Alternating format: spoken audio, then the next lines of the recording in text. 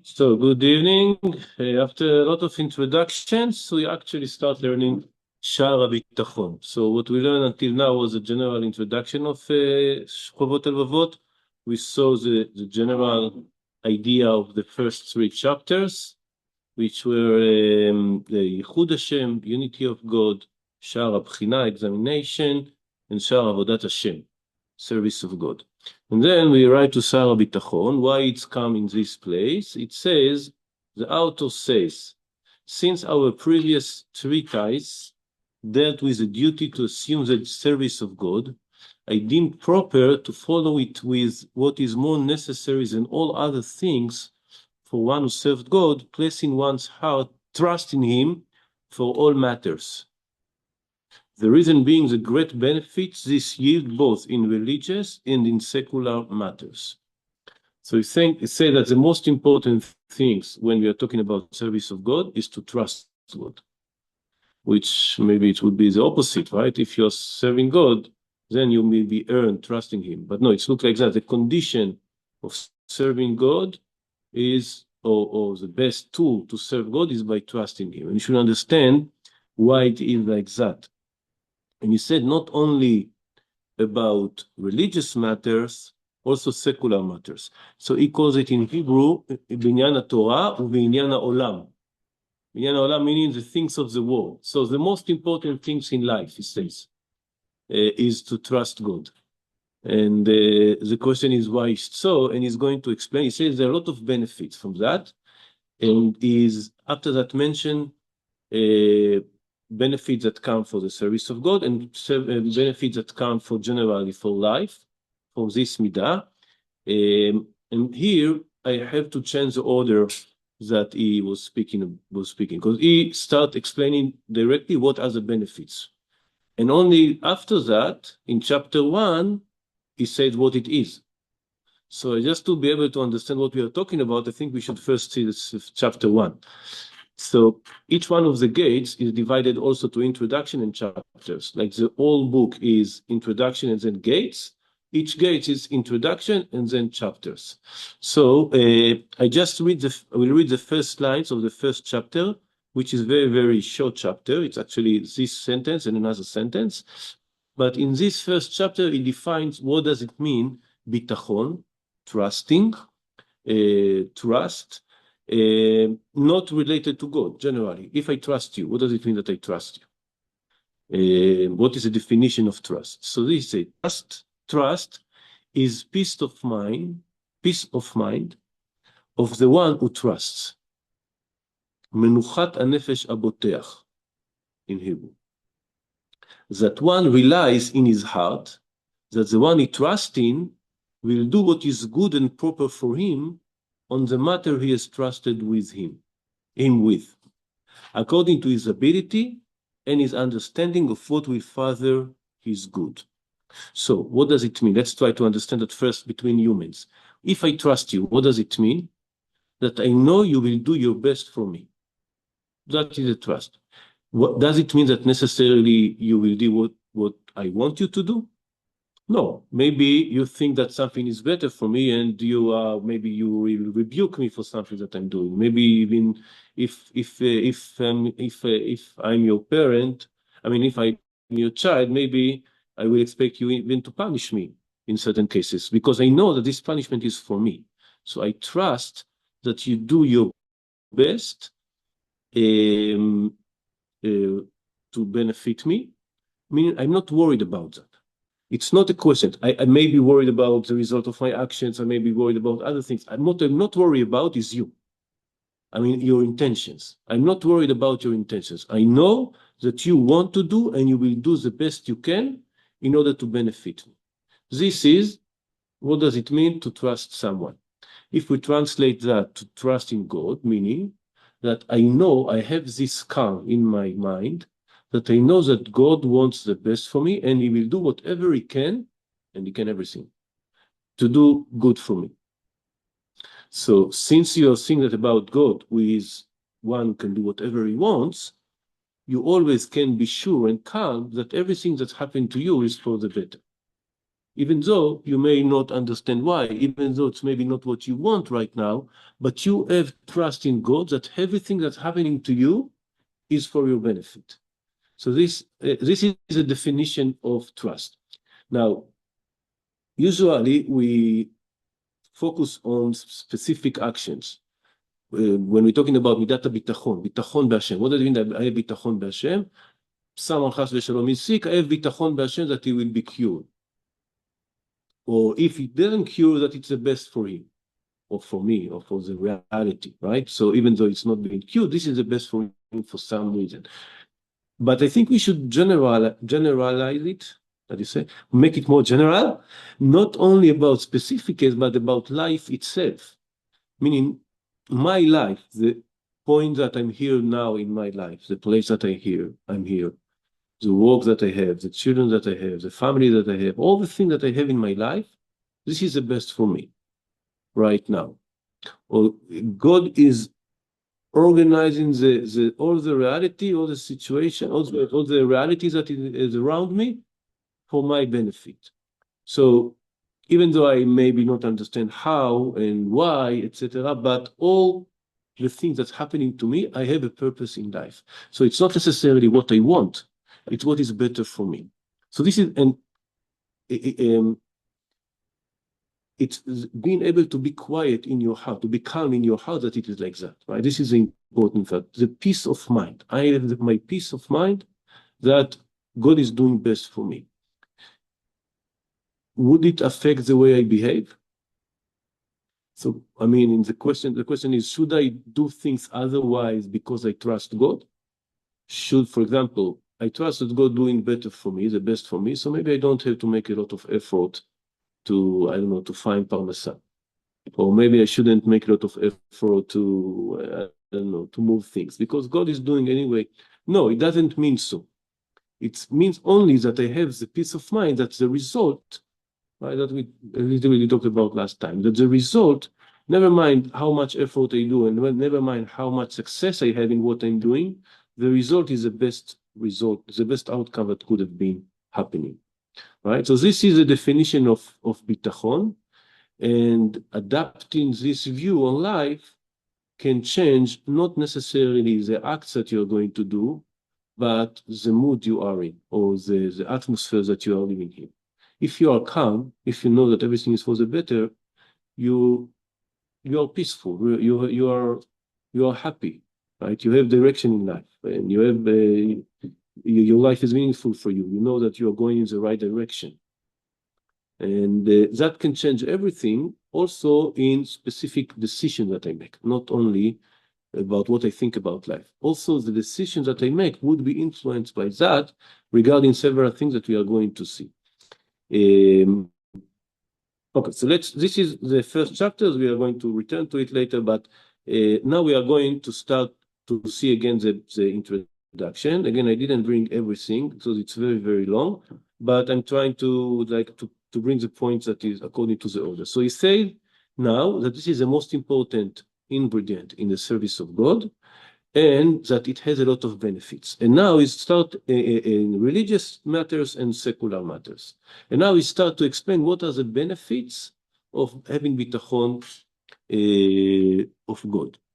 So among them, peace of mind and trusting in God, as a servant must trust in his master, because if one does not place his trust in God, he will place his trust in something else. And whoever trusts in something other than God, the Almighty will remove his providence from such a person and leave him in the hands of the one he trusted. So this is a little bit strange.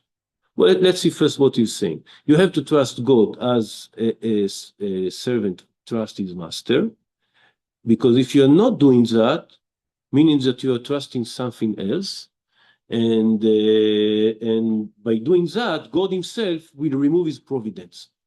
So this is a little contradiction of what we said before. We said before that God is love you and will always want the best for you. So for the fact you don't trust him, he will stop loving you and stop doing the best for you. You know, if you are taking literally what he says, this is also Rambam says something similar, not about bitachon, but about closeness to God. He said, someone who is closer to God has his providence. Someone who is far away from God, God will leave him to the nature.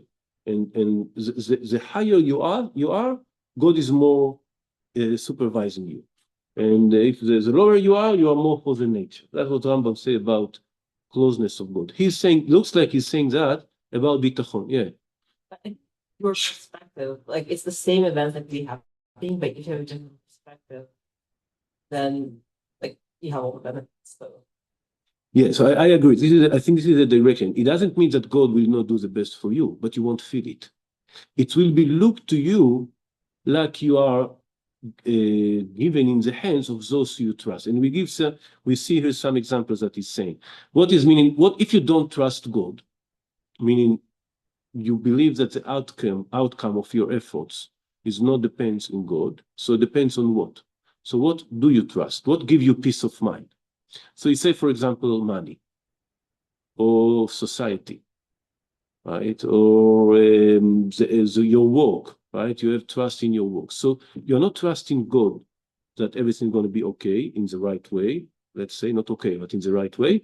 So you start to make an effort to do everything by yourself, and you think, if I have enough money, for example, I will be happy. Or if I'm going to the gym, I will be strong, I will be healthy, which is true. I mean, it's also true, but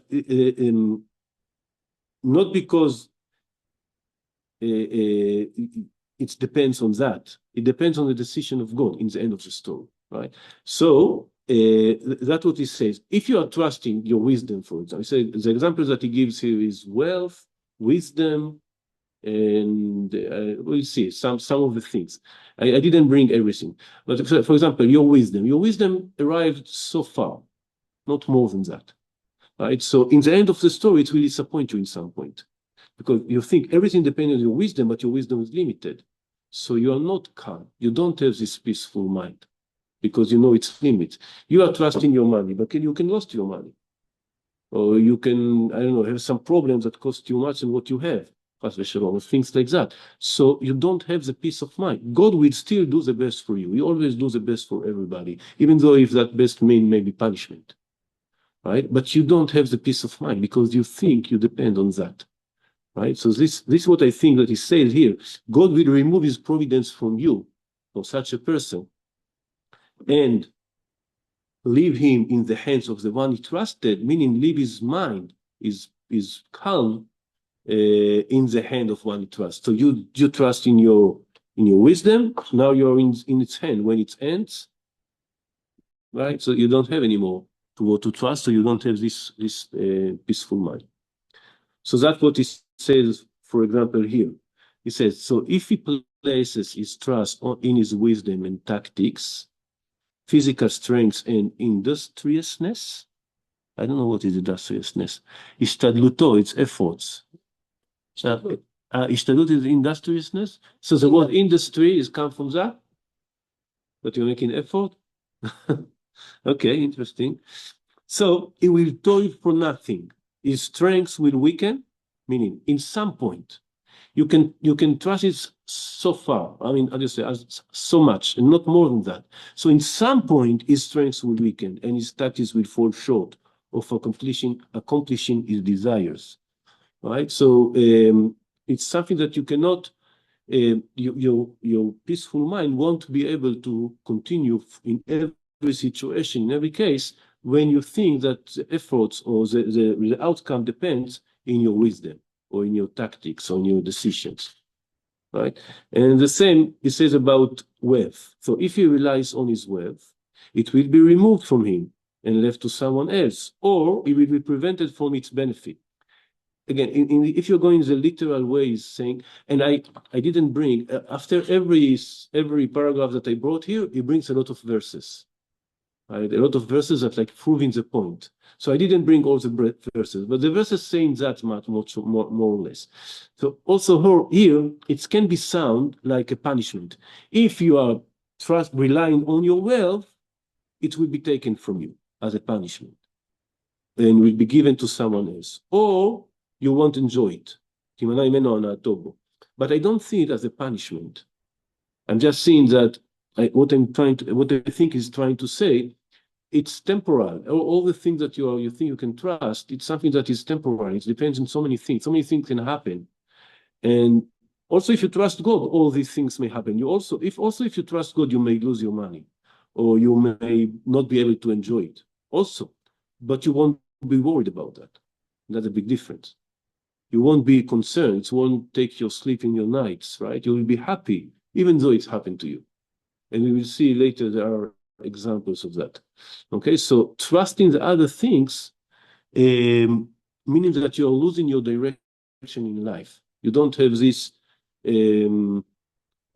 like the purpose, the aim. You are going to serve God, and you are in His hands. In what's the result of what's happening. So this is the first thing that He says. The benefit. The first benefit is menuchat nafsho, the peace of mind. This is the first benefits of the relying on God. The second benefit, it says, umehem, so another benefit for the one who trusts in the Almighty, is that his trust will lead him to the following: not to serve other than God. So this is meaning, according to the Mefarshim about, so there are some Mefarshim about this book. You speak about literally, you don't do idolatry. Okay, that's nice. But he says more than that. To not hope in any man, nor expect from anyone. שלא יקווה לאיש ולא ייחל לבני אדם. And this is the social effect, right? You don't depend on people. Your happiness not depends on people, on other people. It doesn't mean you don't have to be nice to people. It doesn't mean you don't have to make your best to make them feel good, okay? But you don't depend on that. You don't take your decision according to what people will think about you or what people will do to you. If you think this is the right thing to do, you don't care what other people think. This is the right thing to do, right? You don't depend, your hope is not in them. You don't say, my happiness depends on how people will take my decisions or how people will see me, okay? That's what he says, to not hope in any man, nor expect from anyone, to not work to win their approval. So how many things we are doing only to win the approval of the society that we are in, right? So if you trust in God, you know that your happiness and the outcome of your actions depend on Him, so you don't care so much if they approve your decisions or not. Again, and I don't think we should take that to the extreme. We think that, okay, so I don't care what people do, I don't care what people think. You do care what people think, but because you're a nice person, not because your happiness depends on that. You understand the difference? You want people to be happy because you're a good person. You want people to be happy also with you, with your actions. You want people to be nice to you. But if it's not the most important thing for me. I can still survive. I can not only survive, I can still be happy. My happiness don't depend on other people. And this is affect also all my decisions. So if my main purpose is to do good, and what people expect from me is against the will of God, so I don't care. Because I don't depend on them, I only depend on God. Okay? I'm not working hard to win their approval, to not flatter them, להחניף, flatter. Flatter meaning be silent against bad, against wicked actions. This is generally being, there is even a prohibition from the Torah, להחניף. The definition of להחניף is to encourage or approve bad behavior. This is a definition of chanufa, להחניף, to flatter. So again, why do people flatter? If you know he's doing something wrong, why are you encouraging him or approving him, or at least being silent in front of that? Because you are afraid from the result, and then maybe if you say something against him, he wouldn't like you, or you go against him. And then what? I'm not happy anymore. But if your happiness don't depend on what you think or doing, you are doing the right thing because this is the right thing. That's what he said. This is a big benefit of serving God. If you are being able to liberate yourself from the perspective of the society about your actions. Yeah, you wanted to say something? Yeah? And to not agree with them in what is not the service of God. For example, going to the time wasting parties, so this is It's not the translation. It's one. Pat Lechem is interpretation of this book. Meaning you don't have to join your effort with other people unless it's for a good purpose, good reason. You can call that service of God or good purpose, good cause, right? You don't have to take your decision based on what people would think unless it's for a good purpose, a good cause. And then also do not be afraid of the matters, but to divest himself. So I'm not sure this is it's translated here as point, but he's saying that like in one sentence, the Hebrew version, it's like in one sentence, and this is like contradiction to what we said before. He's not doing that, but what he does, but he divests himself of the cloak of the favors and free himself from the burden of expressing gratitude to them and from the obligation of paying back their favors. Again, if someone did you a favor, you have to pay him back, right? So, you feel free in the meaning that you know that even if he did you a favor, so you have to be a moral person and pay back, but the real favor is not from him, it's because God decided that it's going to be happening like that, right? So you don't feel that you must now act against your values as a gratitude for him. For example, if some kind of president helped you a lot in the war against your enemy, and then he turned around against you, you know that also when he helped you, it was a decision of God. So now when he's going against you or against your interest, it's not like I own him something right now because he did so good for me, assuming that it's what they're saying. Yeah, it's just an example that jumped to my mind. No, it's really good example, I think. All what happened recently with Trump and the war with Iran, etc. It's really, really good example. So we were so happy about his decisions and how he helps us, etc. And it's a good thing. I mean, you should praise and be grateful for those who are helping you. But our peace of mind that Israel is going to survive, that we are going to defeat our enemies, is because Trump is with us? No, it's because God is with us. Or even if we don't win, or even we suffer chas v'shalom, lost, like in 7th of October. I mean, it's not because maybe it's because of our sins or whatever, but I mean, it's not because Trump didn't help us enough or Biden didn't help us enough. It's because God decided this is the best for us in that moment. So we don't depend on him. So our happiness and peaceful of mind not depends if Trump is with us or not with us. Right? So we are happy when he's with us, and we are grateful when he's with us. When not, it's also okay. We'll be okay. Right? We don't depend on that. And if he rebukes them, he will not be afraid of slighting them. What does it mean, slighting? Offending them. No, in Hebrew, what he says, when he has to rebuke them, he doesn't have to be ashamed of that. Lo yevosh mehem. And he will not shy from humiliating them. So it's the translation, it's not, ולא ייפה להם השקר. No, maybe, this one. If he rebukes them, he will not be afraid of slighting them. This is that. אם יוכיח אותם וידעו לכבודם. ואם יחלימם לא יבוש מהם. So when he shy them, he will not be shy for humiliating them, again, when it's necessary. ולא ייפה להם השקר. I didn't bring that translation. He won't make the lie beautiful for them.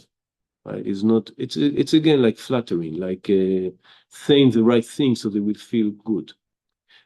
Okay, again, I don't think that what is encouraging here is to be unpolite, unsocial, or antisocial, or something like that. It's not going against polite behavior. What he's trying to say that your decisions always are led by your values and not by the expectations of society, of other people.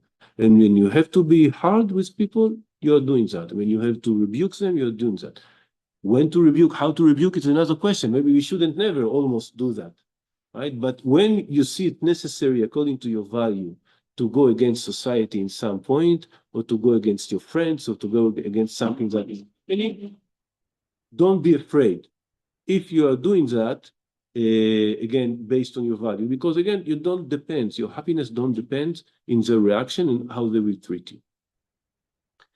So this is the second benefit. We say the first benefit is the peaceful of mind in your life generally. The second is that you don't depend on the society. You don't depend on other people in your decisions.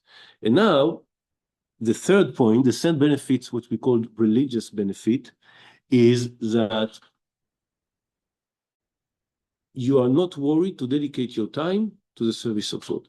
Because what people think, no, I cannot do that because I have to go to work, because I have to do that and the other things, so I don't have enough time. If you trust that the things that's happening to you are a decision of God, you have the right priorities, right? And it doesn't mean again that you say, so I don't have to work, God will send me money. It doesn't mean so, right? It just means that you have this balance between the efforts to this world and the efforts for the next world. Okay, so this is you're able to get this balance more in the right way. So that's what you say. Let's try to see another benefit. The trance in God will lead one to empty his mind from the distractions of the world and to focus his heart to matters of service to God.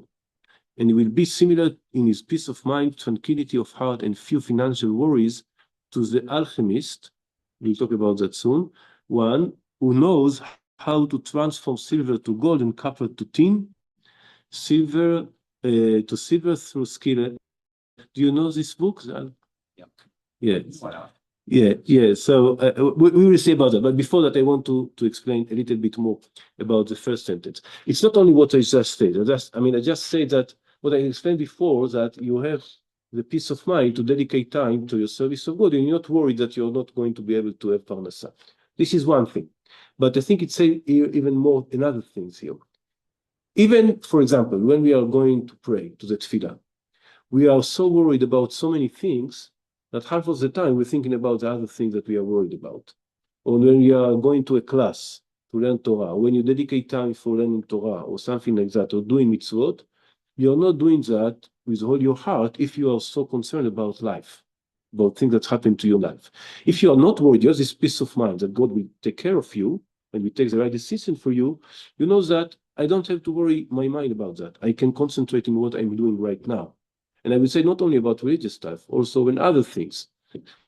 I'm saying that not because I'm like that. I'm almost the opposite. I'm worried always about many things, and it's hard to me to concentrate in when I pray, when I'm learning, when I'm doing stuff. I worried about that in Iran and my son in Israel and many things, and parnasa and family, many things. But it says if you arrive to high level of bitachon be'Hashem, you can be in the place you are. And you know that thinking more about what's happened with that will not help. It's not in that it depends. It depends, you make your best efforts, and it depends in the end of the story in God. So you're not so worried. If you're not so worried, you are not distracted all the time, thinking about other things. Now, the story of the alchemist. How do you say this word?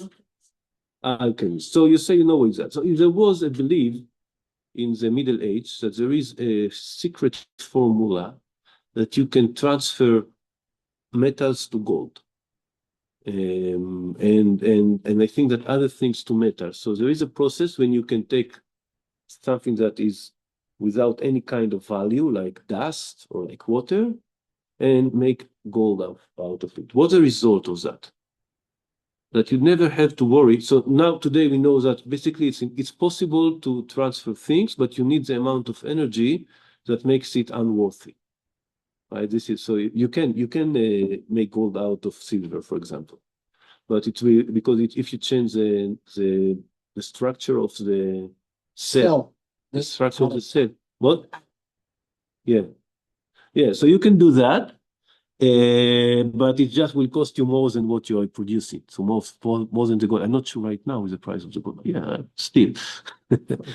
Yeah. It'll be lab grown gold. What? Lab. Yeah. Lab grown gold. Yeah. So they believed it's possible through a secret formula. And what does it makes you? It makes you peaceful of mind. how do you say, with peace of mind, because you know you will never have to worry about money, right? This is so he says when you are trusting God, you are like this alchemist. You know you don't have to never to be worried about that. Doesn't mean you don't have to work for achieving your goals, but you don't have to be worried about that, to be concerned about that. And then he says the one who trusts God is even better than that. Why? And he gives several examples. I didn't bring it here. He says there are 10 advantages to the one who trusts God more than the alchemist. And he said, for example, the alchemist he needs material, and he needs to. If he doesn't have the material, he cannot do what he needs, and you have to do the process. If he's sick, for example, he cannot work on that, so he depends on others. So even and then he say he has to be worried because maybe people will want to discover his secret and they will torture him to reveal his secret, or maybe they will steal it from him, etc. So yes, what all that example says actually, they say that if you are trusting any kind of human efforts, there is always end for that. It's never unlimited. So even the one who is considered like the most guaranteed, I don't know, secure person is still not secure 100%. So what it makes him to feel? How would he feel about this kind of failure? Suddenly he doesn't have the material he needs. Suddenly someone will catch him. He will still be worried unless this same alchemist trusts God. Right? So the same alchemist, he also can trust God, and then he will be happy about all the things that may happen to him. Right? So he said you can do that without being alchemist. Alchemist? Alchemist. Alchemist. I said that correctly, alchemist. Right. So you can just be like the alchemist and better than him without being alchemist. Just in adapting this way of thinking, will bring you to the same point when you don't have to be worried about anything else. So these are all the benefits that are related to what we call religious matters. I think the next time we'll see about the other kind of stuff. Okay. Awesome. Thank you. Thank you. How do you start?